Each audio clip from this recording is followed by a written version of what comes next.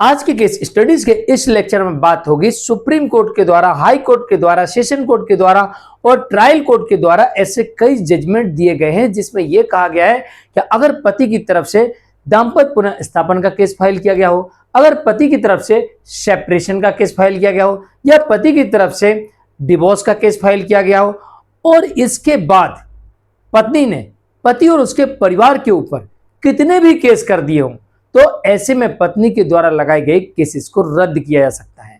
और भी अगर पति ने अन्य कोई भी केस पत्नी या उसके परिवार के लोगों के ऊपर किया है और इसके बाद फिर पत्नी ने पति और उसके परिवार के लोगों के ऊपर केसेस फाइल किए, तो ऐसे केसेस को डिसमिस किया जा सकता है। ऐसा क्यों होता है और उसका कारण क्या बताया कोर्ट ने, आज के केस स्टडीज के इस लेक्चर में इसी के बारे में डिटेल में बात करने वाली है। अगर आपके मामले में भी आपकी पत्नी ने आपके केस करने के बाद फिर आपके ऊपर केस किए हैं, तो सारे के सारे केसेस डिसमिस हो सकते हैं।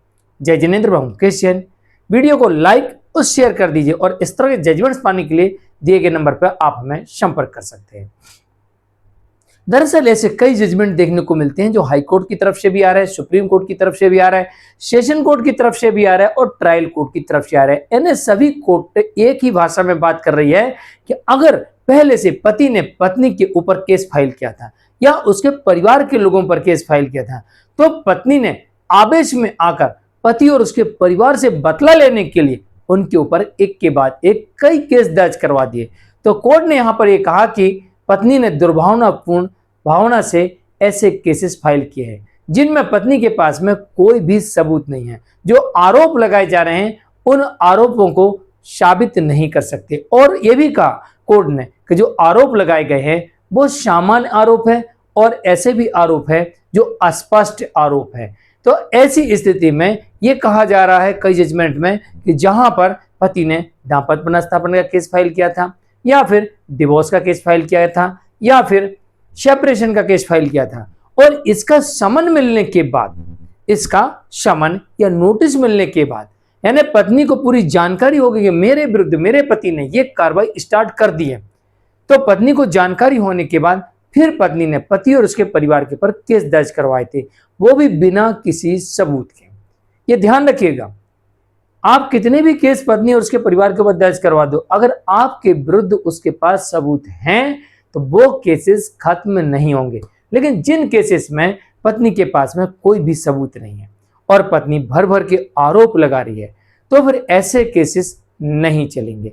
अभी हाल फिलहाल में सुप्रीम कोर्ट की तरफ से एक जजमेंट आता है जिसमें पति के साथ साथ उसके माता पिता और बहन के ऊपर तमाम आरोप लगाए गए थे, जिसमें आईपीसी की धारा 498A और 34 के साथ साथ 377 और 506 भी इसमें लगाया गया था। लेकिन सुप्रीम कोर्ट ने देखा कि यहां पर कोई भी ऐसे आरोप नहीं है जिसकी वजह से इस केस में उसके माता पिता और बहन को रखा जाए।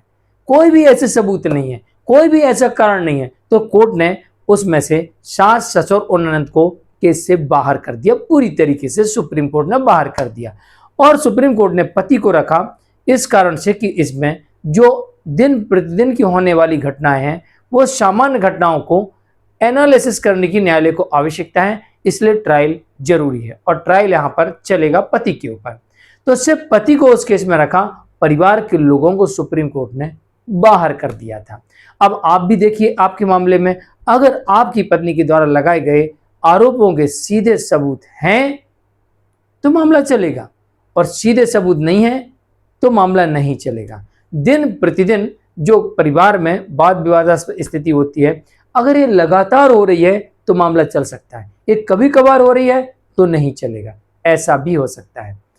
सार्वजनिक स्थल पर अगर अपमान करना, ये भी मेंटल क्रूरल्टी का ग्राउंड बनता है और डिवोर्स का ग्राउंड भी बनता है, तो इस बात का भी ध्यान रखिएगा। लेकिन ये घटना बार बार घटती है तो 100% मेंटल क्रूरल्टी का ग्राउंड बनता है।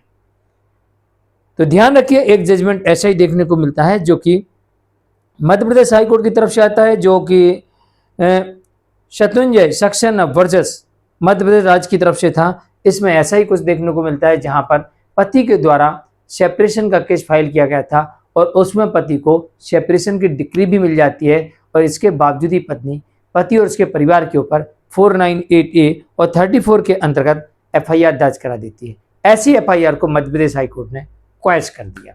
आज के लिए इतना ही। मैं हूं कृष जैन। वीडियो को लाइक और शेयर कर दीजिए। नमस्कार।